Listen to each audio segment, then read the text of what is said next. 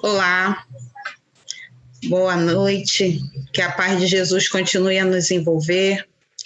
Meu nome é Rita Arruda, e hoje nós vamos fazer essa conversa, Ellen e eu, Ellen Mendonça. Vamos iniciar com a página de Sheila, chamada Deus Sabe. O mundo talvez ignore as dificuldades que enfrentas. Mesmo assim, não te revoltes contra o mundo. Deus sabe das lutas que travas na terra. É provável que os familiares te cerquem de incompreensão mesmo. E mesmo assim, não te revoltes com os parentes difíceis. Deus sabe das provas que enfrentas no lar. É possível que a enfermidade te visite o corpo. Mesmo assim, não te revoltes contra a doença. Deus sabe das dores que carrega no veículo físico. Diante das lutas, incompreensões e dores que a vida na terra possa te apresentar, não te revolte, não desanimes. Confie em Deus e age no bem, porque Deus sabe do que se passa contigo, e a ação no bem será sempre garantia de conquista de paz imprescindível. Do livro Mensagens do Dia, Irmã Sheila. Vamos elevar o nosso pensamento a Jesus, para que Ele possa estar nos dando um momento de estudo, de conversa, para a gente poder ficar bem, dizendo assim: Senhor, mais uma vez aqui nos encontramos, nessa oportunidade, na nossa casa espírita, no Centro Espírita Amor à Verdade, mesmo que não seja presencial, mas que a tua paz possa envolver a todos os corações, envolver a nossa conversa, envolver todos aqueles que estão aqui nesse momento assistindo conosco essa oportunidade de aprendizado, de conversar um pouquinho sobre essa doutrina tão maravilhosa em nossas vidas. Fica conosco hoje e sempre, Senhor. Muito obrigada, que assim seja. Boa noite a todos. Hoje vamos dar continuidade, com a leitura do Evangelho segundo o Espiritismo, capítulo 7, Bem-aventurados os pobres de espírito. E o item que ficou com a gente para estudo é Mistérios ocultos aos doutos e aos prudentes. Então, vamos dar início à leitura e assim a gente vai lendo e comentando os trechos. Ok. Disse então Jesus estas palavras: Graças te rendo, meu Pai, Senhor do céu e da terra, por haveres ocultado estas coisas aos doutos e aos prudentes, e por as teres revelado aos simples e aos pequenos. Está em Mateus, capítulo 11, versículo 25. Pode parecer singular que Jesus renda graças a Deus por haver revelado estas coisas aos simples e aos pequenos, que são os pobres de espírito, e por as ter ocultado aos doutos e aos prudentes, mais aptos, na aparência, a compreendê-las. É que cumpre se entenda que os primeiros são os humildes, são os que se humilham diante de Deus e não se consideram superiores a toda a gente. Os segundos são os orgulhosos, envaidecidos do seu saber mundano, os quais se julgam prudentes porque negam e tratam a Deus de igual para igual, quando não se recusam a admiti-lo, porquanto, na antiguidade, douto era sinônimo de sábio. Por isso é que Deus lhes deixa a pesquisa dos segredos da terra e revela os do céu aos simples e aos humildes que diante dele se prostram. Já no início desse capítulo, já mostra, nesse trecho do Evangelho, que Jesus, quando falava sobre as graças do reino dos céus, sobre a questão espiritual, ele deu preferência àqueles que tinham o sentimento, né, o coração puro e o sentimento de humildade dentro de si, né? Não tinham essas pessoas humildes, elas não tinham a questão intelectual aprimorada, né? Muitos a maioria não sabia ler nem escrever naquela época, né? Só os doutores da lei, só quem tinha dinheiro, só quem era da classe mais abastada, digamos assim, tinham condições de estudar, né? De saber ler e escrever, e a maioria da população que era pobre, não só materialmente, mas também intelectualmente, ficava de lado. Então, eles não tinham esse conhecimento intelectual. E Jesus dava preferência para falar sobre a parte espiritual e a parte, né, do reino dos céus, as bem-aventuranças, para essa população, que era carente também, né? Era carente de afeto, carente de atenção. Então, Jesus dava essa preferência. Não que os outros também não precisassem, mas como eles se sentiam acima do bem e do mal, né? O orgulho os fazia se sentir superiores, então para que Jesus ia perder seu tempo, entre aspas, para chegar e falar sobre as coisas do céu, sobre as coisas espirituais, para essas pessoas que, se chegasse a falar, não acreditariam, né? Exatamente. Ali já no texto mesmo fala: os segundos são os orgulhosos, envaidecidos de seu saber mundano, aos quais se julgam prudentes porque negam e tratam a Deus de igual para igual. Pensando nessa frase, o que me faz lembrar é o seguinte, que pouca coisa mudou, né? Eu vi algum tempo atrás uma frase na camisa de uma pessoa que dizia: de que adianta você ter feito faculdade, você ter feito doutorado, mestrado, e você não consegue dar bom dia para o porteiro? Por conta do orgulho. O orgulho faz com que as pessoas se sintam envaidecidas. Como se fosse uma trave mesmo no olhar, e aí se expressa nas atitudes. E nós percebemos que a grande maioria das pessoas que tem isso, elas não conseguem entender Deus, né? Não que nós entendamos na sua essência, mas assim, procurar saber, aceitar de uma forma lícita o porquê das coisas, né? Então, às vezes, preferem atribuir ao acaso, preferem atribuir ao universo, né? Mas, pela sua dificuldade em atender e entender Deus, fica mais difícil até mesmo essa palavra vir até ele, até esse sentimento de Deus chegar ao orgulhoso. Porque, geralmente, a gente percebe as falas e, às vezes, para nós que, de alguma forma, trabalhamos e nos envolvemos dentro da doutrina espírita, quando alguém chega para você e fala assim: que Deus que nada, eu que consegui sozinho, que Deus que nada, é porque tinha que acontecer. Isso é um apego a coisa que não existe, coisa que você não vê. Então, nem dá para a gente debater e conversar em cima desse tipo de assunto com essas pessoas, com esses irmãos, porque chega a frustrar, né? Nós ficamos assim, chocados, às vezes, com esse tipo de fala, esse tipo de olhar.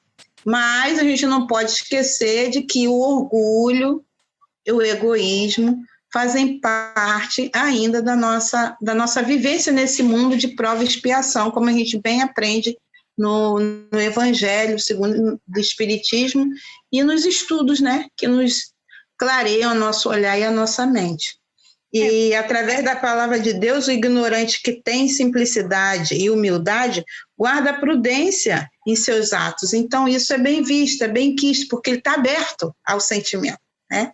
Ele está aberto, não que Deus vai preterir, como você bem falou, ao sábio, mas ele tem que buscar por ele mesmo, um dia, um momento, né? Em algum momento. Continuando. O mesmo se dá hoje com as grandes verdades que o Espiritismo revelou.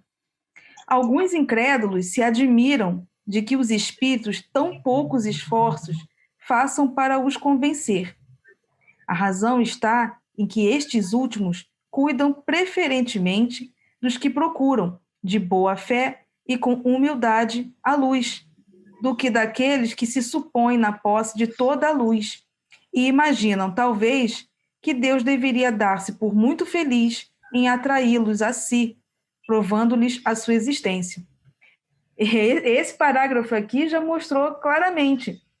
Muita gente acha, né, que já entende de tudo, que sabe de tudo, e que, bom, já que existe vida após a morte, já que Deus existe, já que existem espíritos, que eles se comunicam conosco, que nós estamos em volta que os espíritos estão em volta de nós, né? Como Paulo de Tarso falou, né? Estamos cercados por uma nuvem de testemunhas.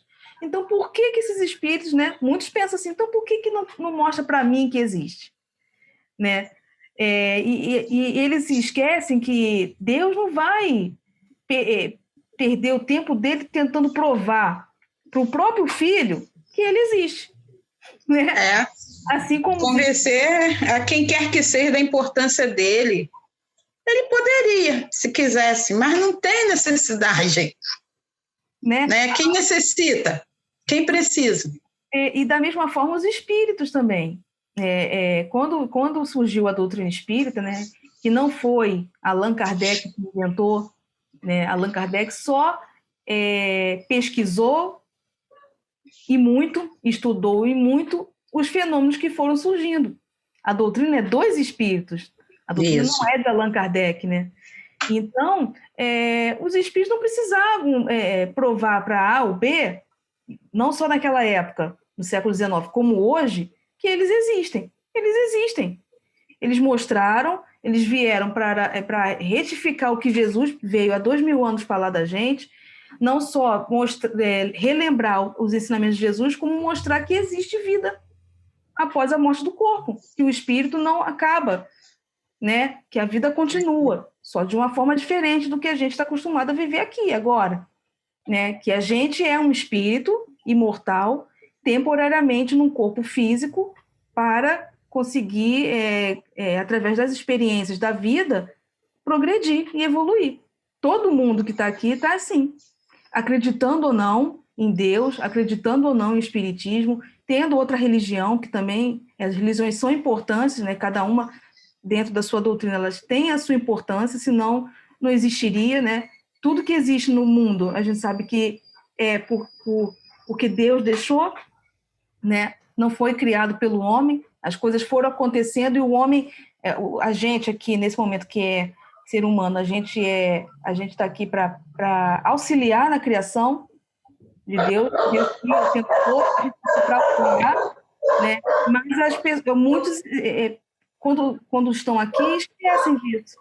E se acham tão importantes, a existência deles tão importantes, que faz esse tipo de pergunta, faz esse tipo de coisa. Não, já que vocês querem que eu acredite, então me prove.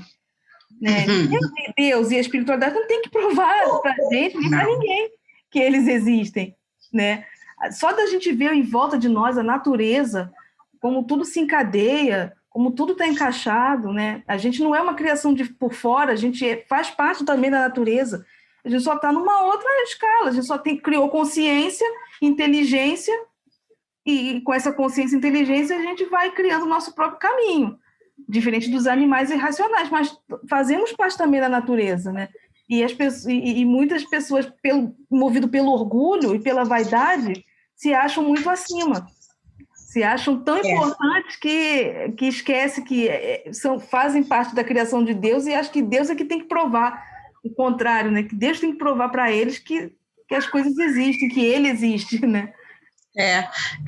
Aqui mesmo falando, Deus deveria dar-se por muito feliz, né? A pessoa pensa, dar-se por muito feliz em atraí-los a si, provando-lhe a sua existência. Que Deus deveria provar para o orgulhoso, meu filho, eu existo, né? Quando nós, que de alguma forma sempre estamos em contato com as leituras, estudando, encontramos coisas diferentes, para nós já fica mais fácil aceitar e entender essa existência, entender como as provas. Mas, graças a Deus, o mundo não é feito só de todo mundo igual, cada qual tem a sua individualidade, e tudo a seu tempo. Aí eu me lembrei, quando eu estava estudando, de um exemplo um tanto quanto grosseiro, mas é verdadeiro. Como assim, nós gostamos, vamos dizer, eu gosto de lasanha, um exemplo. E as pessoas à minha volta, todo mundo gosta, mas você não gosta, né?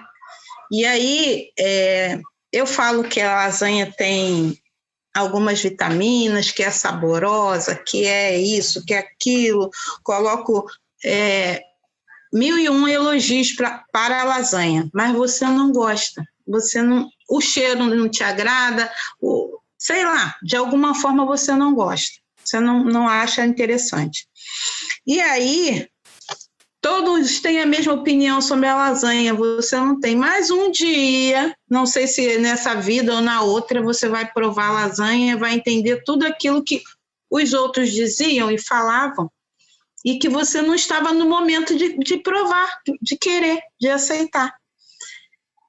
É mais ou menos dessa forma. Se a pessoa não está naquele momento, como dizem por aí, na mesma vibe, quem somos nós para, de alguma forma, querer colocar goela abaixo de alguém a presença de Deus, a existência de Deus, a existência dos espíritos? Nós temos que colocar dentro do nosso meio mesmo e conversar com aqueles que estão afins. Porque quem está de fora, um dia, em algum momento, vai acabar entendendo e vai acabar aceitando no tempo certo, né? Não impor de maneira alguma esse conhecimento, esse olhar, porque chega o momento, né? Nós já tivemos várias oportunidades de pessoas que não acreditavam, que não aceitavam, e em algum momento, sei lá, aquilo cai aquele entendimento e a pessoa fica até boba falando, mas como é que pode? Eu não aceitava, eu não entendi, e hoje eu vejo que isso é uma realidade, isso é uma verdade. E é assim que tem que ser, né? Quem é que pode provar que em outra existência nós já viemos todos acreditando na existência e na presença de Deus nas nossas vidas? Com certeza, hoje, acreditando, a gente já passou milhares de existências sem acreditar. E aos pouquinhos a gente foi tendo conhecimento, contato, e até que uma hora amadurece, né, dentro da gente esse sentimento, e aí a gente começa a compreender melhor. Da mesma forma que a gente também não tem que achar que a pessoa, só porque a pessoa não acredita e a pessoa não crê, que ela é inferior. Não. É um momento diferente. Ela pode ter uma outra visão de vida que a gente também não tem. Isso. Só tem uma outra explicação, só tem uma outra direção, né? Exatamente. Por isso que nós não fomos criados simples, né? E ignorantes, mas não somos iguais. A igualdade ainda não é nossa. Cada um tem o seu jeitinho. Você pode ver dentro da família, né? Dentro do trabalho. Na família, então, é mais visível isso, né? Com a família grande, vários irmãos, não tem ninguém igual ali. Pode ter tanta educação que a forma de lidar vai ser diferente. Vai ser diferente, né? Continuando. O poder de Deus se manifesta nas mais pequeninas coisas, como nas maiores.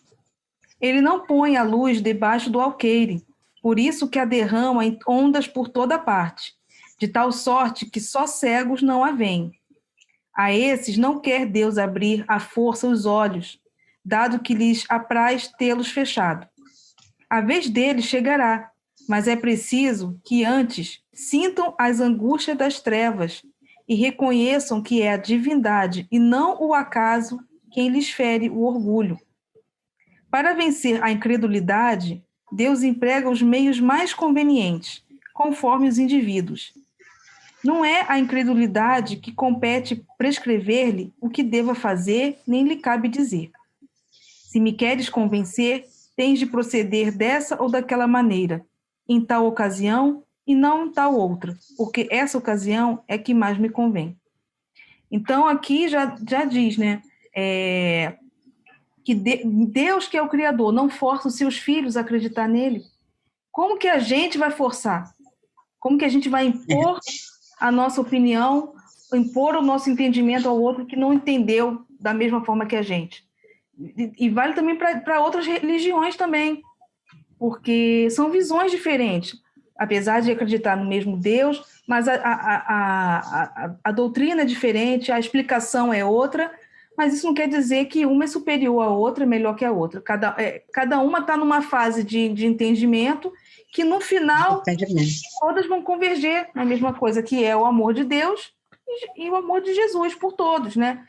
O que vai unir todas não é a doutrina X ou a doutrina Y, mas sim a noção de espiritualidade, que espiritualidade não é só do espiritismo, é para todos. Não. Tem manifestação espiritual em todas as religiões, só que cada um entende de um jeito e o espiritismo explica, é o que mais explica, mas não quer dizer que é a melhor, nem que é superior, né? E aqui, como que está dizendo, Deus não vai forçar a abrir os olhos para aqueles que não querem enxergar a realidade da vida, né? Da vida espiritual, de Deus, né? do amor de Deus, da criação.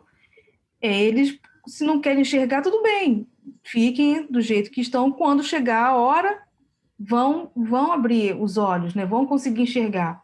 E infelizmente, eles vão começar a entender, a enxergar pelas dificuldades da vida.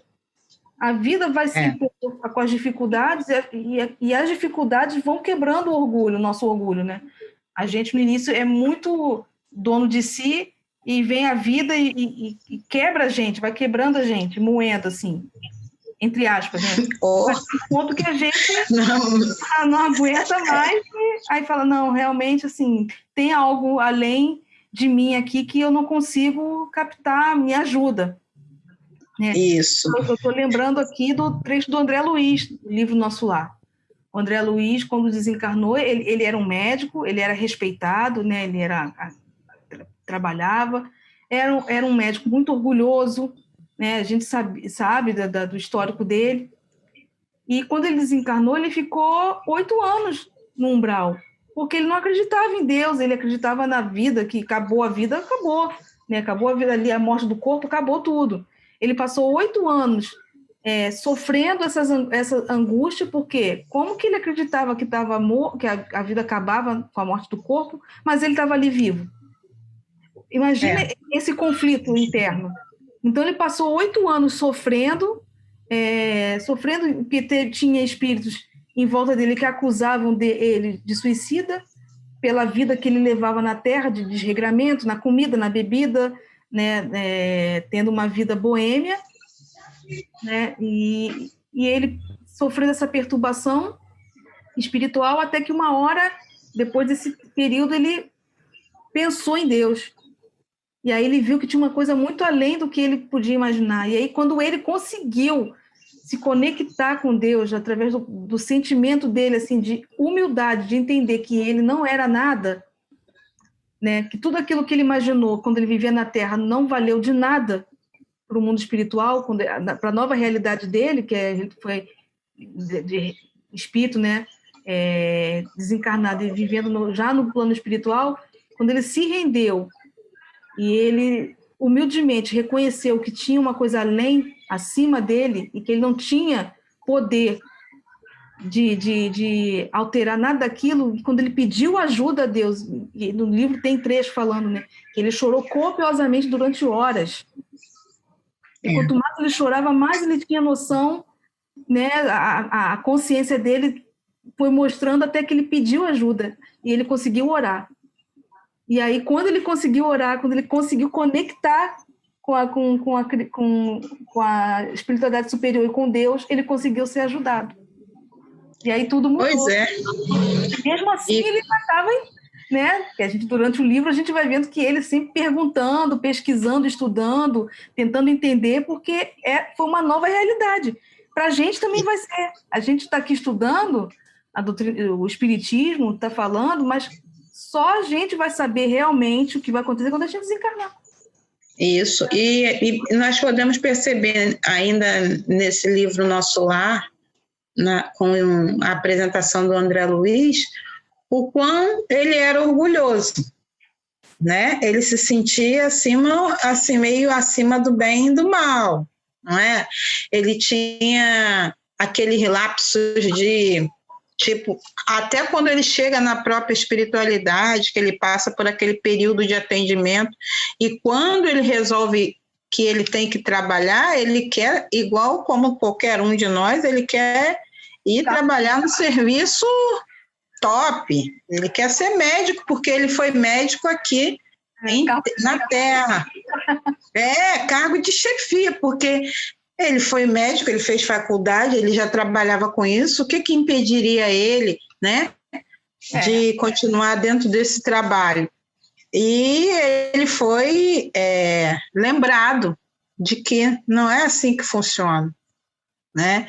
E quando você fala que mistérios ocultam aos doutos e os prudentes, prudência é uma das coisas muito importantes para a gente poder seguir a nossa vida. Porque quando você é uma pessoa prudente, você não se atira nas situações de corpo e alma. Você vai com calma, você vai tentando entender aquela situação que está acontecendo ao seu redor, você escuta muito a fala alheia, você presta atenção no que está acontecendo para você poder emitir sua opinião, ou não emitir, porque a palavra não dita, às vezes, é muito melhor do que muita coisa que se fala.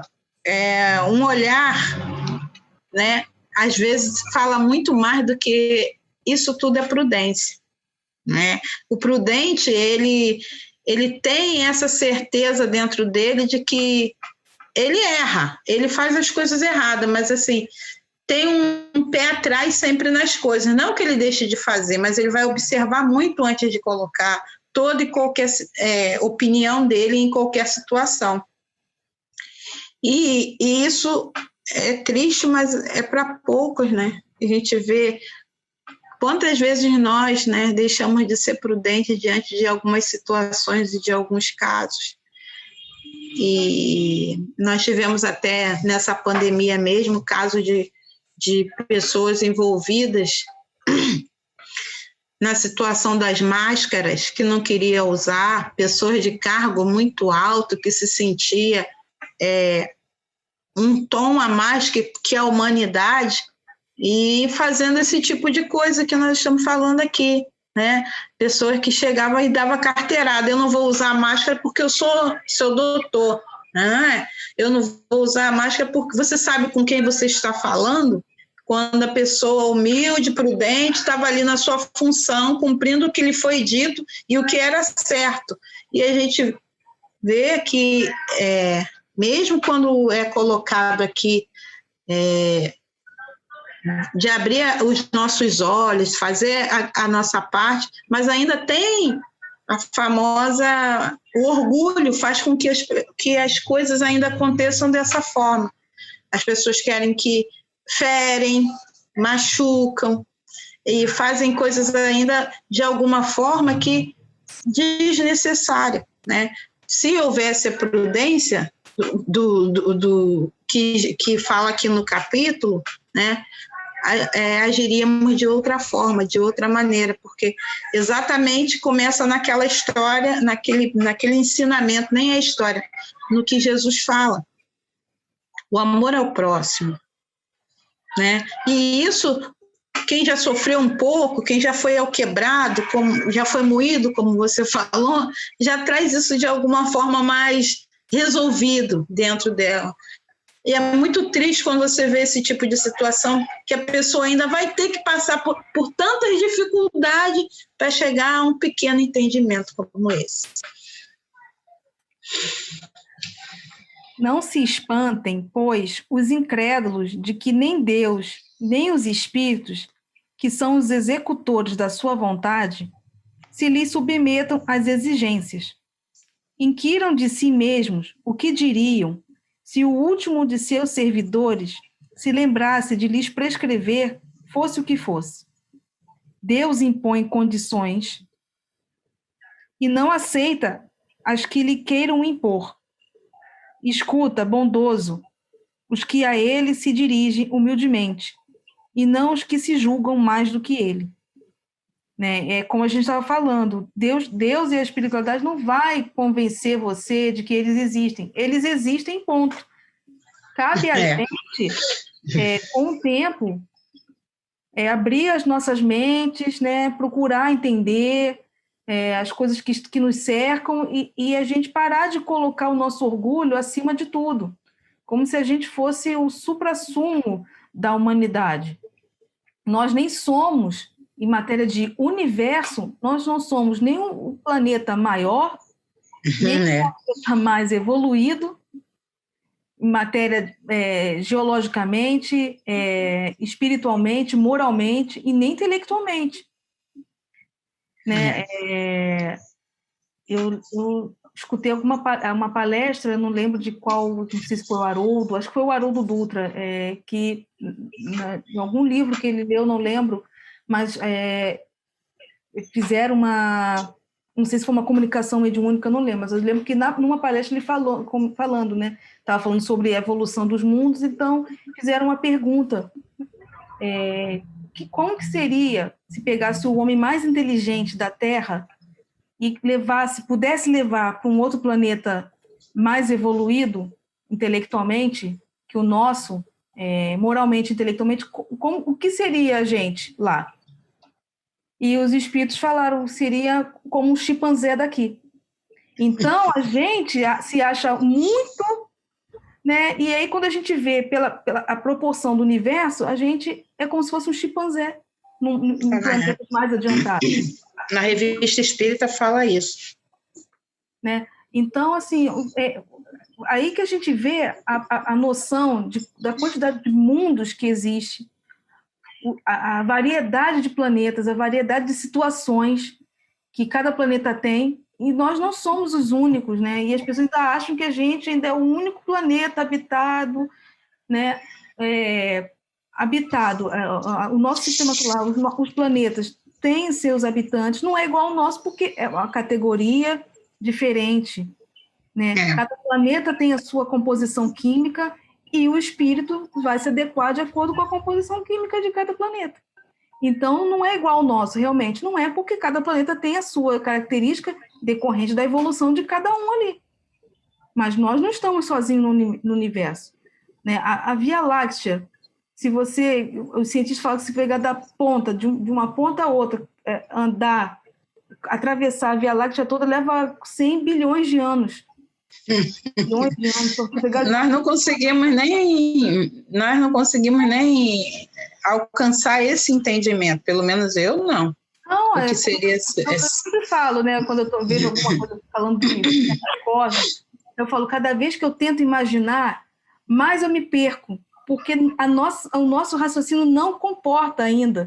A gente não consegue ter essa visão do todo.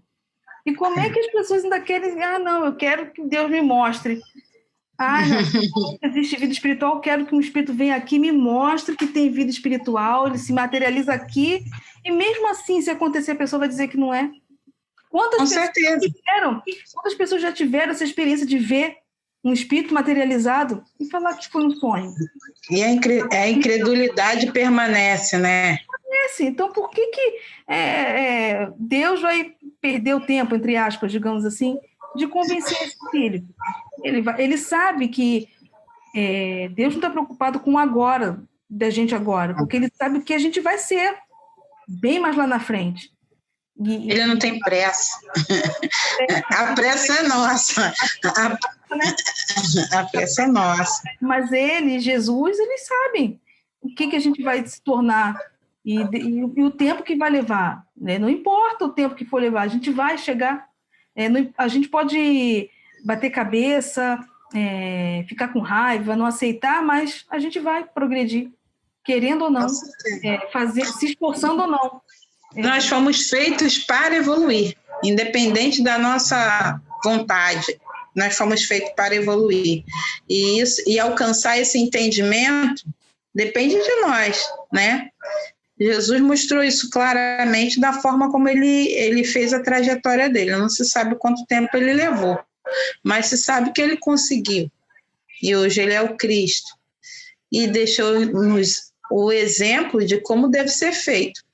E aí, nós é que nos perdemos com as florzinhas, pedrinhas, os tropeços do caminho. A gente fica olhando para as coisinhas e se perde. Vai para o item 10, não é? Isso, já vamos terminar já. Vou ler e a gente faz a consideração final. Tá bom.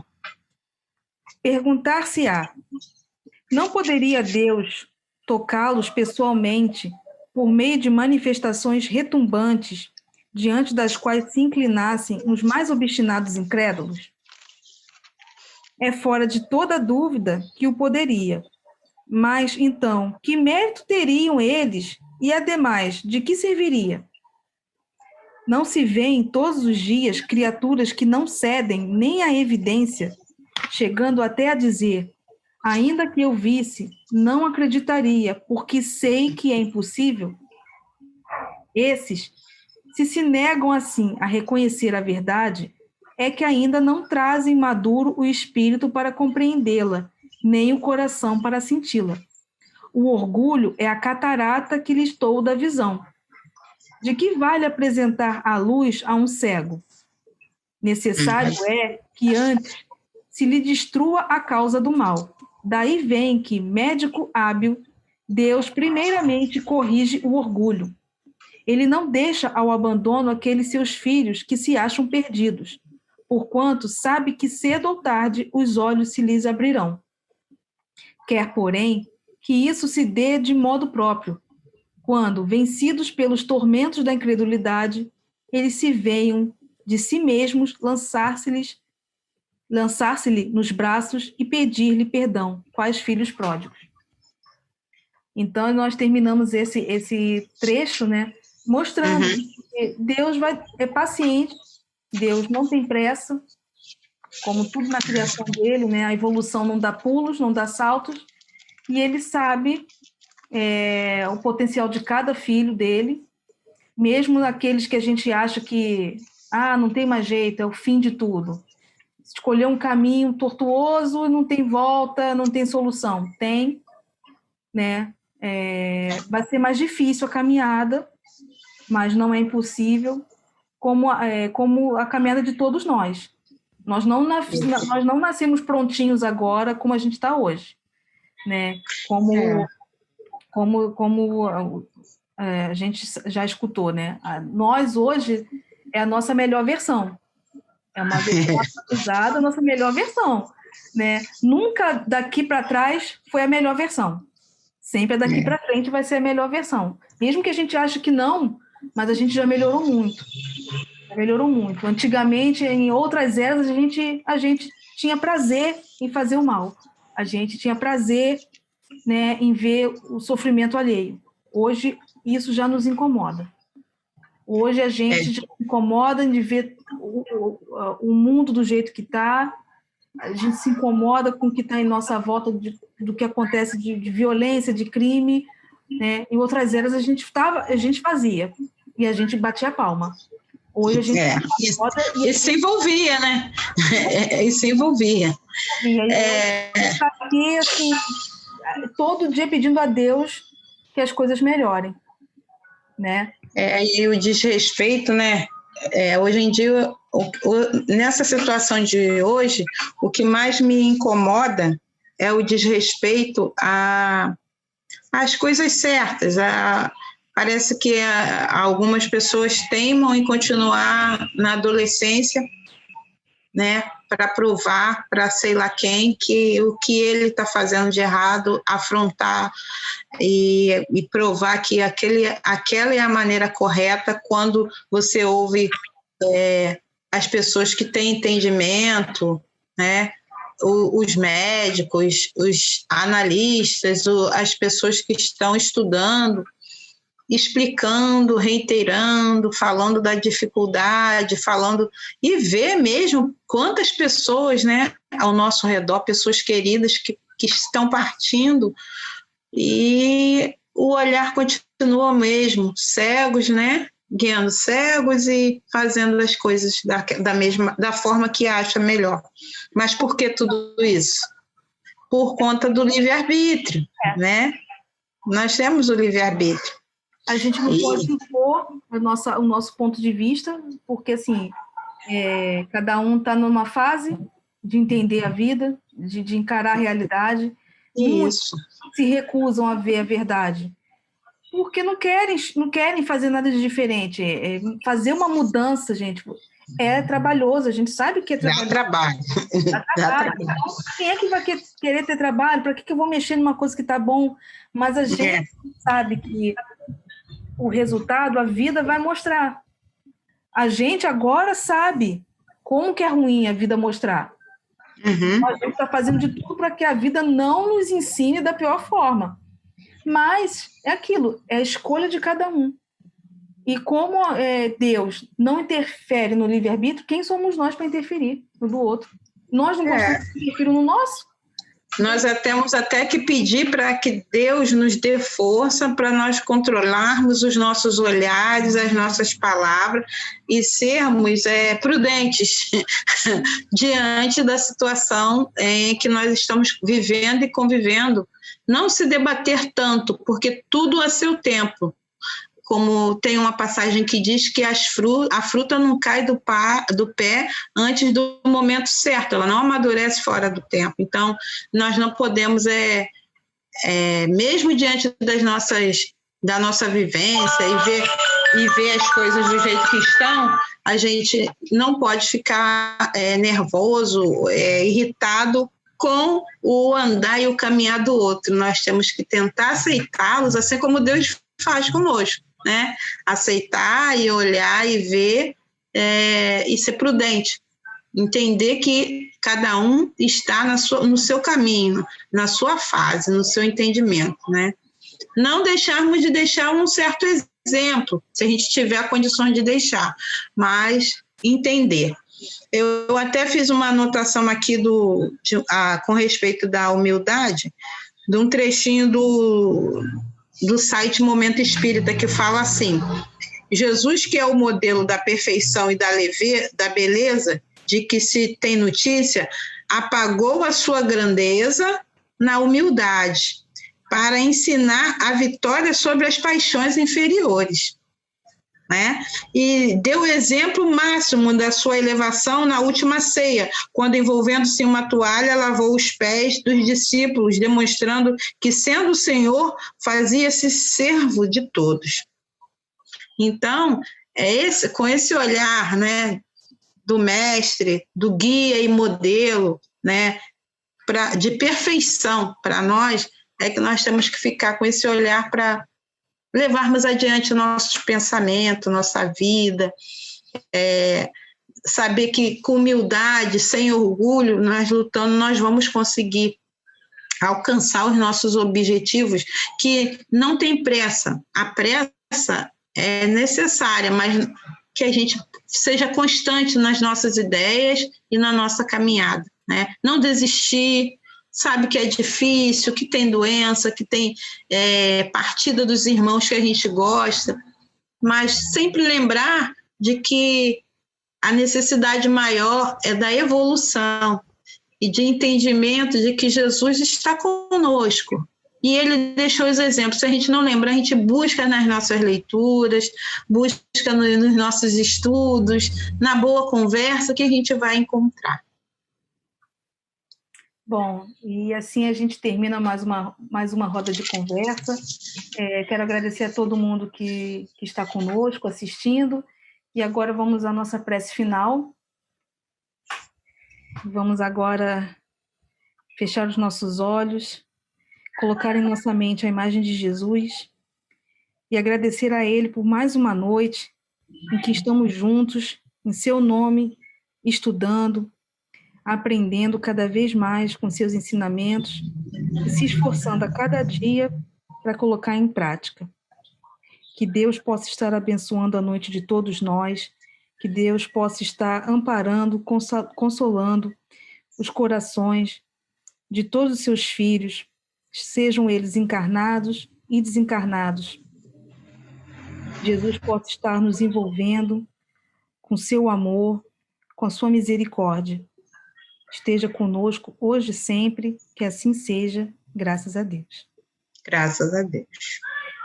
Boa noite, pessoal. Até a Boa noite.